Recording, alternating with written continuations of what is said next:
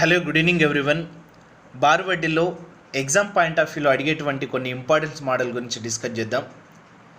ఇందులో ముందుగా మనం బార్ వడ్డీలు సమానం అనే మోడల్ పైన క్వశ్చన్ చూస్తే 16,800 రూపాయలను 3 భాగాలుగా చేసి అప్పుగా ఇచ్చాను. మొదటి భాగాన్ని 3% వడ్డీ రేటుతో 4 సంవత్సరాలకి, రెండవ భాగాన్ని 4% వడ్డీ రేటుతో 5 సంవత్సరాలకు, మూడవ భాగాన్ని 5% వడ్డీ రేటుతో 3 సంవత్సరాలకు అప్పుగా ఇస్తే మూడింటిపై లభించిన బారు వడ్డీలు సమానం. అయినా 4% వడ్డీతో ఇచ్చిన అసలు ఎంత? చూడండి, ఇక్కడ మీకు క్వశ్చన్ ఏంటంటే, ఒక అసలు రూపాయలు ఉంటుంది, ప్రిన్సిపల్ అమౌంట్ అనేది 16,800, దాన్ని 3 భాగాలుగా డివైడ్ చేసిండు. అంటే మొదటి భాగం, రెండో భాగం, మూడో భాగం. దీన్ని 2 పార్ట్స్ చేయొచ్చు, 3 పార్ట్స్ చేయొచ్చు, 4 పార్ట్స్ చేయొచ్చు. ఓకే కదా? సో ఇలా 3 భాగాలు ఇస్తే ఆ మూడింటి పైన లభించే వడ్డీలు, బార్ వడ్డీ ఇంట్రెస్ట్ వస్తుంది కదా, ఆ ఇంట్రెస్ట్ అనేది మూడింటి interest equal.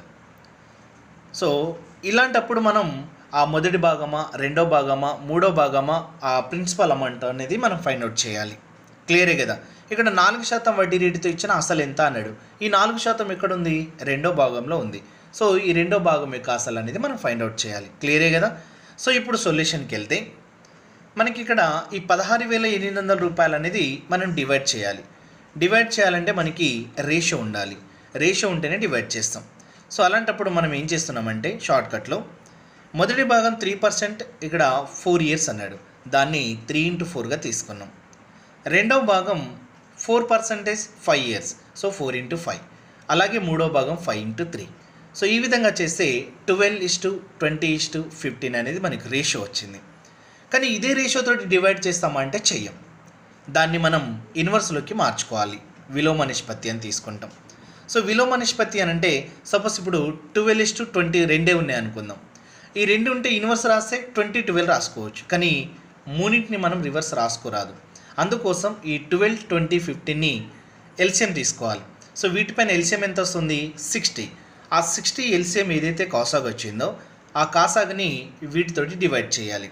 So 12 5s 23s 15 4s. So మనకు వచ్చిన రేషియో ఎంత? 5:3:4. సో ఈ వచ్చిన రేషియో అనేది ఇన్వర్స్లోకి కన్వర్ట్ అయింది అన్నట్టు తీసుకుంటాం. క్లియరే కదా?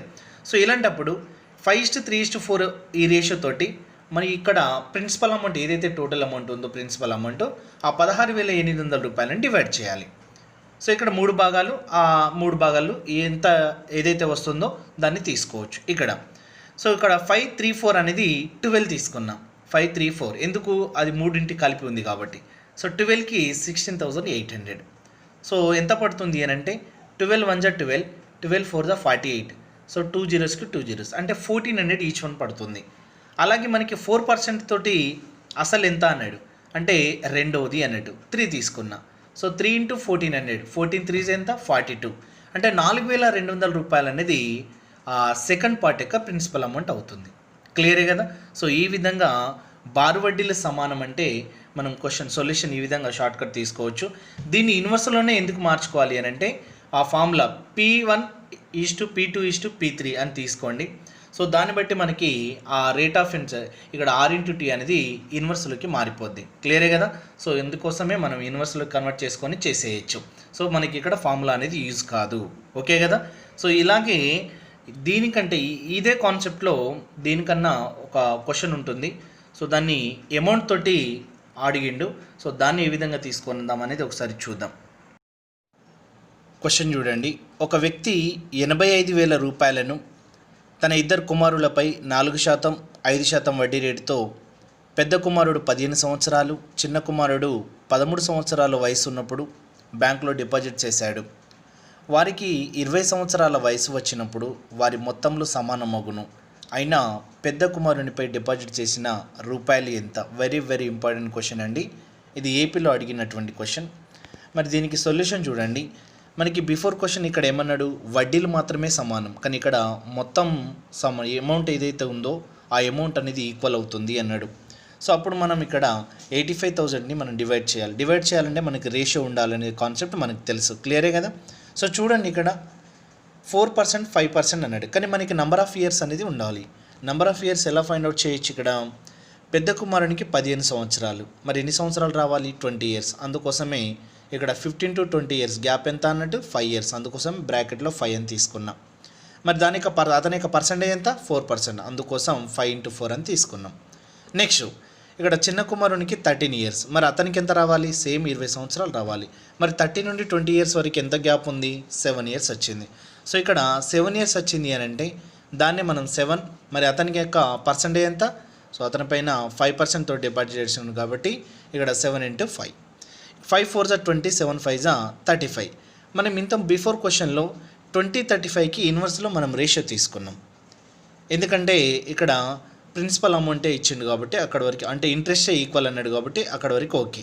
20-35 దాన్ని మనం ఇన్వర్స్లోకి కన్వర్ట్ చేయొచ్చు. కానీ ఇక్కడ మొత్తంలో సమానం, ఇక్కడ మీరు లాజిక్గా ఒకసారి ఆలోచించండి, అబ్జర్వ్ చేయండి.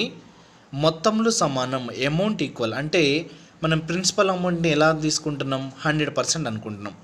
ఇక్కడ మనం ఎలా తీసుకుంటున్నాం 100% అంటే ఇక్కడ అమౌంట్ అంటే 100 అబోవ్, మరి ఇంట్రెస్ట్ అంటే కాలం ఇంటూ ఇక్కడ మనం రేట్ ఆఫ్ ఇంట్రెస్ట్ అని తీసుకుంటాం.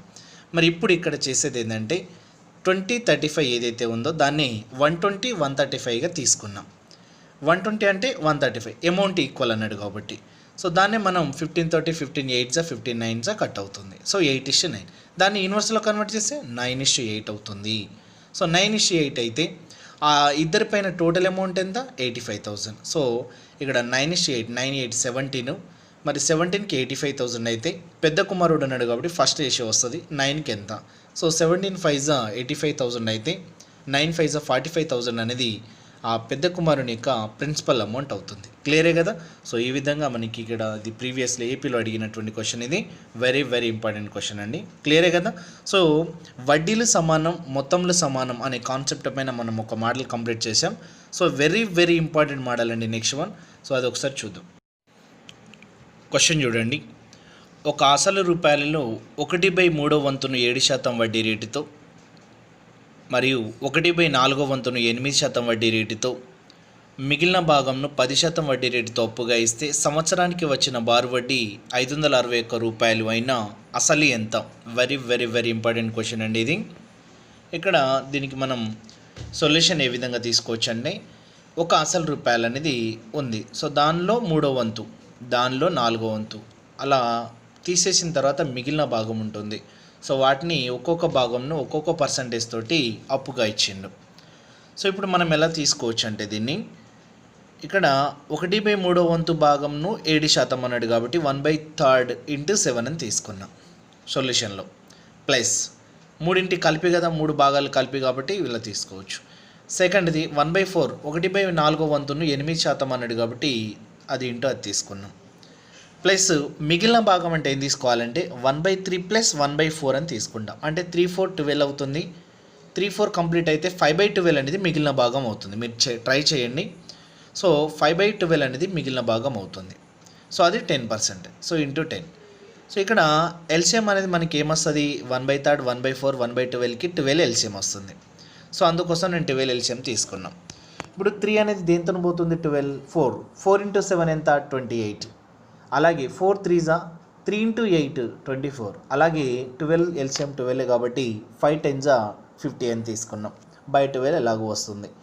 సో 28 24 50/12 అంటే అవన్నీ 3 యాడ్ చేస్తే 102 వస్తుంది. 102/12 అని తీసుకోవచ్చు. అది ఇంట్రెస్ట్ యొక్క పర్సంటేజ్. క్లియరే కదా. సో ఏదైతే ఇంట్రెస్ట్ ఉందో ఆ ఇంట్రెస్ట్ యొక్క పర్సంటేజ్ తీసుకున్నాం. ఇప్పుడు 102/12 అనేది ఇంట్రెస్ట్ పర్సంటేజ్ కాబట్టి ఇంట్రెస్ట్ ఎంత వచ్చింది, 561. సో 102/12కి 561 ఇంట్రెస్ట్ అయితే మనకి అసలు అమౌంట్ అడిగిండు. ప్రిన్సిపల్ అమౌంట్ ఎనీ టైం ఏం తీసుకుంటాం, 100%. సో 100%కి ఎంత, 100 × 561. ఈ 102/12 అనేది పైకి వెళ్తే 12/102 అవుతుంది. సో 17 6 17 3s 17 3s కట్ అవుతుంది. సో ఇక్కడ 3 మళ్ళీ ఇక్కడ 6 2s అంటే 33 × 2 తీసుకుంటే 66. సో ఈ విధంగా మనం 6,600 రూపాయలు అనేది ప్రిన్సిపల్ అమౌంట్ అని చెప్పచ్చు. క్లియరే కదా. So very very very important question అండి. సో ఇక్కడ ఇది అప్డేట్ మోడల్ క్వశ్చన్. ఆల్రెడీ మనకి ఇక్కడ అప్డేట్ మోడల్ అని ఇదే క్వశ్చన్ని మనకు టీఎస్ఎస్ఐ ప్రిలిమ్స్లో అడిగాడు. సో ఈ విధంగా క్వశ్చన్స్ ఉంటాయి. ఇదే క్వశ్చన్ మనం ప్రాఫిట్ అండ్ లాస్లో చూడొచ్చు. సో ఈ విధంగా మనం సొల్యూషన్ తీసుకోవచ్చు. క్లియరే కదా. సో నెక్స్ట్ క్వశ్చన్కి వెళ్దాం. నెక్స్ట్ క్వశ్చన్ చూడండి. ఒక వ్యక్తి 2 రకాల షేర్లలో పెట్టుబడి పెట్టాడు. మొత్తం పెట్టుబడి ₹1,00,000. మొదటిది 9% వడ్డీ వస్తే రెండవది 11% వడ్డీ వచ్చింది. అతనికి వచ్చిన మొత్తం రాబడి పెట్టుబడిలో 9.34%గా ఉంటే పెట్టుబడులు ఎంతెంత? ఇక్కడ ఈ క్వశ్చన్లో ఒక వ్యక్తి ఏం చేశాడు, ₹1,00,000 పెట్టుబడి పెట్టాడు. ఆ ₹1,00,000ని 2 రకాలుగా పెట్టాడు. క్లియరే కదా, అంటే డివైడ్ చేసి సేమ్ ఇంతకుముందులాగే. అప్పుడు మొదటి దాని నుండి 9% వచ్చింది, రెండవ దాని నుండి 11% వచ్చింది. కానీ ఆ రెండింటిపైన ఓవరాల్గా చూస్తే ఎంత వచ్చింది, 93/4% వచ్చింది. దీనికి సొల్యూషన్ ఏ విధంగా తీసుకోవచ్చు అంటే 9% మొదటిది, రెండవది 11%. మరి రెండింటిని కలిపి అన్నాడు కాబట్టి 93/4 అనేది సెంటర్లో తీసుకోవాలి, ఎందుకంటే రెండింటికి సంబంధించింది. సో ఈ విధంగా తీసుకోండి. మిక్చర్స్ అండ్ ఎలిగేషన్ మిశ్రమాలు అనే కాన్సెప్ట్ తీసుకోవచ్చు. సో 11 93/4 అంటే మనకి డిఫరెన్స్ ఎంత వస్తుంది, 1/4. 1/4 అంటే 10 అవుతుంది, ఇంకో 1 ఉంటుంది. సో డిఫరెన్స్ తీసుకోవాలి. 93/4 డిఫరెన్స్ ఎంత, 3/4 డిఫరెన్స్, ఎందుకంటే 9 క్యాన్సిల్ అయినా 3/4 డిఫరెన్స్ ఉంటుంది. సో ఇప్పుడు 4 1 4 + 1 అంటే 5/4 3/4. 4 క్యాన్సిల్ చేసుకోవచ్చు. అప్పుడు 5:3 అనేది మనకి రేషియో వస్తుంది. 5:3 రెండు కలిపే ₹1,00,000 కాబట్టి 5 + 3 8 అవుతుంది. 8కి ₹1,00,000. అలాంటప్పుడు మనకి ఇక్కడ మొదటిది అన్నం అంటే మొదటి తీసుకుంటే ఎంత, 5 రేషియో. 5కి ఎంత అంటే ₹62,500 అనేది మొదటి పెట్టుబడి. రెండో పెట్టుబడి ఎంత అవుతుందంటే 3కి ఎంత అంటే ₹37,500 అనేది రెండో పెట్టుబడి అవుతుంది. సో ఈ విధంగా మనకి క్వశ్చన్ చూస్తేనే మొదటి భాగం రెండో భాగం రెండింటికి సంబంధించిందని ఎప్పుడైతే ఇస్తాడో సో దానికి మిక్చర్స్ అండ్ ఎలిగేషన్ కాన్సెప్ట్ మీకు తొందరగా ఐడియా రావాలి. సో ఇటువంటి క్వశ్చన్స్ కూడా మనకి బార్వర్డ్లో చూడొచ్చు. సో నెక్స్ట్ క్వశ్చన్స్ అనేది మనం నెక్స్ట్ క్లాస్లో డిస్కస్ చేద్దాం.